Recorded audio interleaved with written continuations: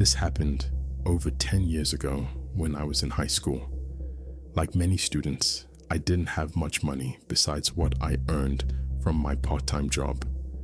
To make some extra cash, I did a few side jobs, including taking care of houses and pets. I love animals, so when a couple asked me to house sit for a few days before they returned from their trip, I agreed. The person who was supposed to do it before me had cancelled for some unknown reason. They promised to pay me for 2 weeks, even though I was only staying for less than a week, so it seemed like a great deal. The house was really nice, but it was close to an area that was known for not being very safe. There were frequent break-ins and robberies. I wasn't too concerned though, because I figured nothing bad would happen to me. I was young and naive. The first 4 nights went by without a problem. I spent my time watching movies, using the hot tub, and just relaxing. The homeowners were supposed to return on the 5th night, but late that evening, around 10 p.m., they called to say their flight was delayed. They ended up staying at a hotel and asked if I could stay another night. I didn't mind since I was already there, and my overnight bag was still in my car. I called my dad to let him know I'd be staying another night, as I still lived with my parents at the time. Later that night, I felt tired and went to bed. Around 1 a.m., I woke up to the sound of a window breaking, followed by what seemed like footsteps running down the hallway. Instinctively, I grabbed my phone and pressed the redial button. I had an old flip phone, and redialing was as easy as pressing one button. I had called my dad last, so I hoped the ringing would wake him up. I quickly slipped the phone between the headboard and the mattress, hoping that if he answered, he could hear what was happening. Just as I hit the phone, the first guy burst into the bedroom. I could see his shadow in the dim light, and I noticed that he was holding a knife. When he saw me, he raised the knife and started moving towards me. Now, for those who may not know, break-ins and home invasions in some areas can be really violent. People often get seriously hurt, or worse, if they try to resist or don't cooperate with the intruders. Without thinking, my instincts took over. I raised my legs and kicked with all my strength as he got close. I'm a pretty big guy, 6'3", and back then I weighed around 220 pounds.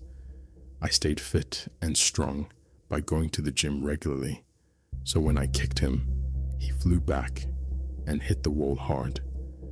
Luckily, the knife he was holding flew out of his hand. I didn't waste any time. I jumped on him, driving my knee into his face and pinning his head against the wall. I knew my survival depended on it, so I applied all the force I could. The guy dropped to the floor, unconscious, but before I could get up, I heard the sound of a gun cocking.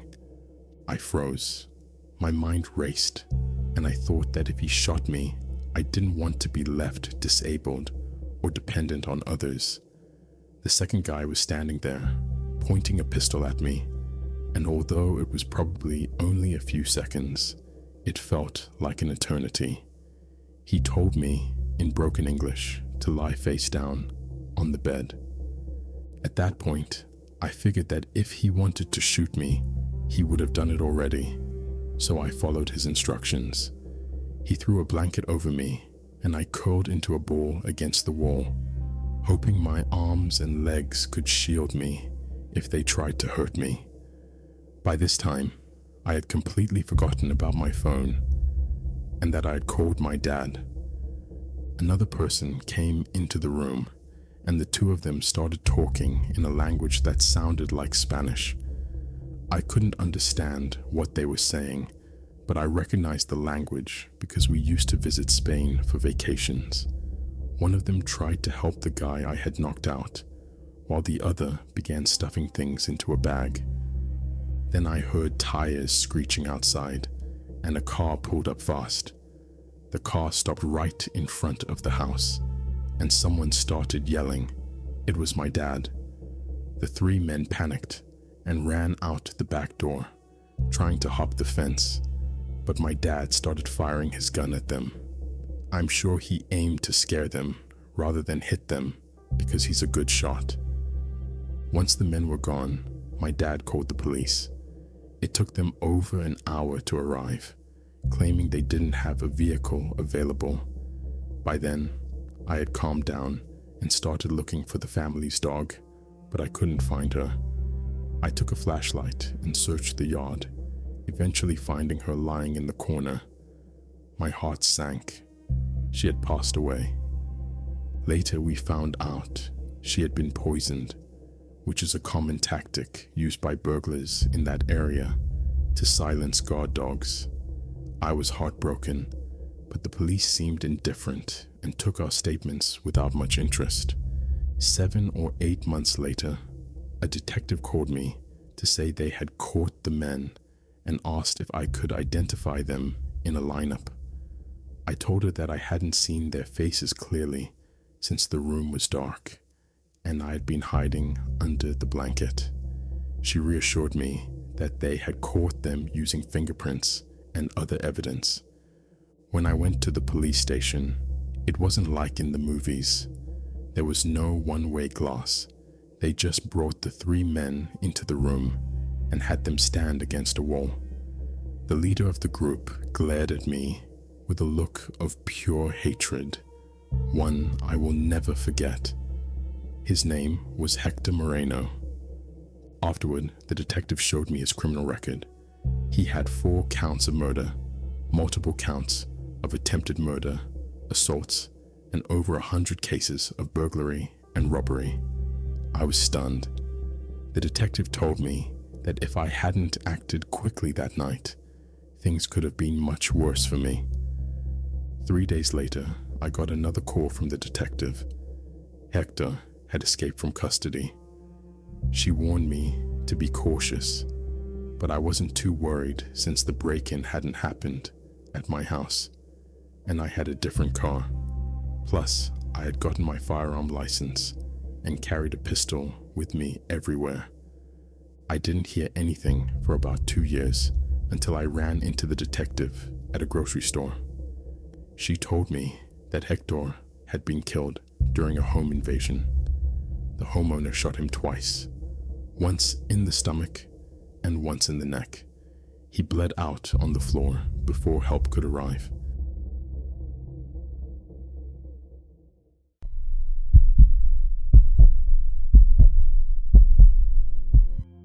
When I was 20, I went to a comic convention with some friends. My 21st birthday was just a month away, so my roommate told me it was fine to have a few drinks as long as I stayed with people I trusted or didn't leave the room alone. We were staying in a nice hotel room with a big group, and I had been to many conventions before. Usually, they were fun, except for a few times when some people were a bit creepy about my costumes or rude in general. Later that night, when the party in our room wasn't as exciting, I decided to leave and explore the main lobby. That's when I bumped into a guy named Brian. I'm not sure how old he was, but he seemed like an adult, maybe a bit older than me. We met at a table with comic books, and he started talking to me about the one I was holding. Even though I wasn't really into reading them, I just liked the pictures. I let him talk because he seemed nice. After chatting for a bit, I thanked him and wandered around the lobby for about an hour before heading back to my room. When I got back, my roommates and I had a few more drinks, and I ended up lying on the couch to relax. That's when we heard a knock on the door, and everything got quiet, like when you're waiting to see if it's hotel staff checking on the noise. My friend opened the door and then called out my name, saying, "Hey, someone's here for you." I was confused because I wasn't expecting anyone, especially since I hadn't told anyone where our room was. Also, my name isn't easy to remember, and I hadn't shared any details with Brian during our brief conversation earlier. We were staying in one of the hotel's fanciest suites, which you needed a special elevator to get to. Still, I figured maybe he just saw me and my friends coming up to the room earlier. When I walked over to the door, I saw Brian standing there with a smile. He asked if I wanted to take a walk, and in my slightly drunk state, I agreed. I thought he was just a shy guy who wanted to hang out. As we walked, he started telling me about some anime where the main character did bad things to a girl he liked. Later, I tried to look it up online, but I couldn't find any anime that matched what he described. That's when I started feeling uneasy. The hallway was completely empty, and we were just wandering around without any real plan. Then Brian began talking about his favorite true crime stories and serial killers. That sent up a major red flag for me. I realized it was time to head back to my room. But before I could say anything, he stopped walking, stared at me, and said, "I know a cool spot we can go to. If we take the staff elevator, we can get to the top of the hotel. The view is amazing." His suggestion made me nervous, but he seemed really sure about it. Then things got weird. He started breathing heavily, and his hands began shaking. I told him I didn't want to go and tried to step back, but then he grabbed my arm hard and tried to pull me towards the staff doors. I yanked my arm back, telling him to stop, but he told me to be quiet. I was scared and managed to pull free. I started running down the hallway with him chasing after me and telling me to stop. I was nearly in tears, wondering why the halls were so empty. Finally, I ran into a group of girls who noticed how scared I was. They quickly pulled me into their group, asking about my hair and makeup to distract me. I told them what had happened, and when I looked back, Brian was gone. I didn't see him again for the rest of the convention, but after that night, I stopped being as friendly with people I met at these events. I never learned his real name. Brian is just what I'm calling him. I reported the incident to the convention's security, and for the rest of the event, my friends and I made sure to stick together using a buddy system. Looking back, based on what he said and how he acted when I tried to pull away, I truly believe he planned to take me to that rooftop for something terrible.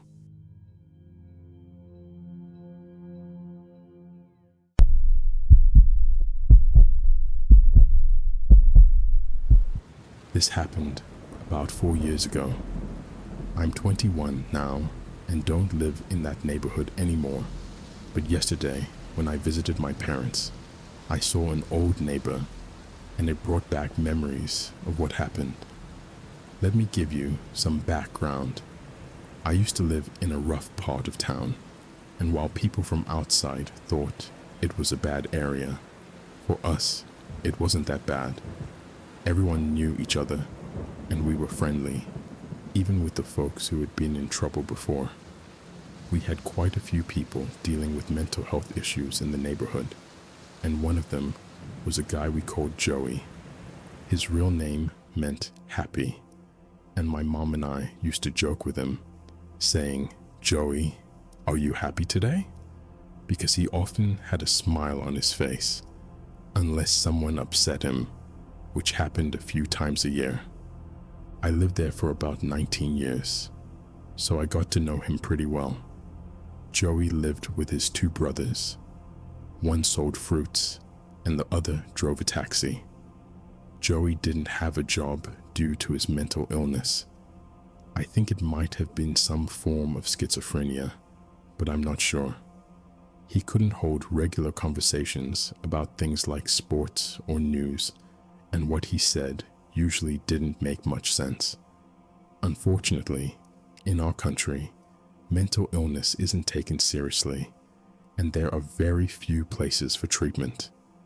People just called him crazy, which was really sad. My dad used to be friends with Joey and his brothers. He would sometimes give Joey money for cigarettes and would help out his brothers since one had kids in another city and the other barely made enough selling fruits. Joey would help us out with carrying groceries now and then, and in return, my dad would give him some money. Growing up, I saw him as a friendly and helpful guy. I always smiled at him, and he smiled back. But when I turned 15, Joey started changing. He still smiled, but now he spent all day outside, hanging out, in shady spots, and smoking. I used to wake up early for school, around 7 a.m., and he would already be outside, smoking and staring off into space. It seemed like he never slept, or if he did, he woke up super early.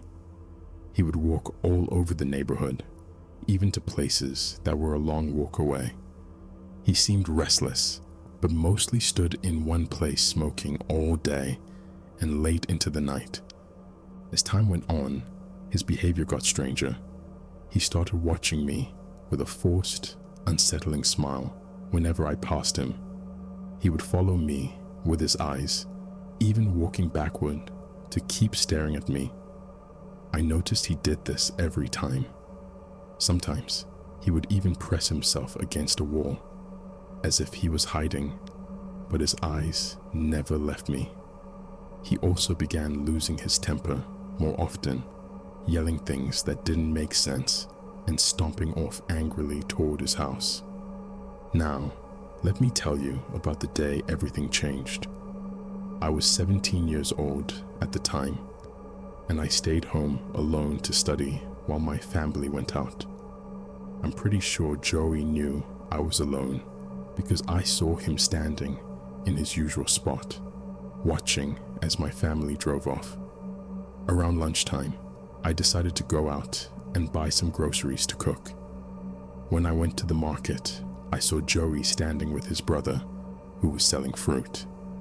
After getting some vegetables, I walked over to the butcher, which was just a short distance away. As I paid for the meat and looked up, there Joey was staring at me. I didn't think much of it and started walking home. Joey followed behind me, but since our houses were next to each other, I didn't think it was unusual. I passed his house, expecting him to stop, but his footsteps kept following me. When I looked back, he was still right behind me, giving me that creepy smile. At this point, I still wasn't too worried. I thought he was just going to his usual spot to smoke. I entered the building where we lived and walked down the hallway. I passed the door of an older neighbor who lived downstairs and headed up the stairs to our place on the second floor. I heard someone enter behind me and assumed it was one of the neighbors in a rush. But when I turned around, it was Joey, standing at the bottom of the stairs. That's when my heart started racing. I asked him, "What are you doing here?" But he didn't answer. Instead, he ran toward me, taking the stairs 2 at a time. I tried to climb faster, but he grabbed my foot and I slipped. I hurt my arm and knee from the fall, and he started pulling me down the stairs. My back was hurting from being dragged, but I managed to kick him with my free leg. I screamed for him to let go, hoping someone would hear me. With all the adrenaline rushing through me, I kept kicking, trying to shake him off. After what felt like forever, but was probably just a few seconds, I heard the door of the old lady downstairs open. Joey heard it too and quickly ran away. The old woman called my name and asked if I was okay. I was too scared, and in too much pain to respond, so I just cried. My elbow was bleeding and my body ached. The lady called me again, asking if I needed help, but I told her I'd take care of it myself. I went upstairs and locked myself inside my house. After about an hour, I calmed down a bit, cleaned up, and went to the old lady's place to thank her. I begged her not to tell my parents because I didn't want my dad to get angry and hurt Joey. I knew Joey wasn't in his right mind, and I didn't want my dad getting in trouble over someone who wasn't thinking clearly. She promised not to say anything, and that was the end of it. Over the next 2 years, Joey's behavior changed again. This time, he avoided me altogether. He wouldn't even look at me. If he saw me walking toward him, he'd turn around and go the other way. For the first few months after the incident, I was always on edge, thinking he might be hiding somewhere, but it turned out he just didn't want to be near me anymore. Even after I moved away, whenever I visit, Joey still avoids me. It's been 4 years now, and he still won't come near me. I hope Joey stays peaceful and doesn't cause harm to anyone else. But more than anything, I wish there were better awareness and treatment for mental health issues in our country. People like Joey deserve the care and support they need.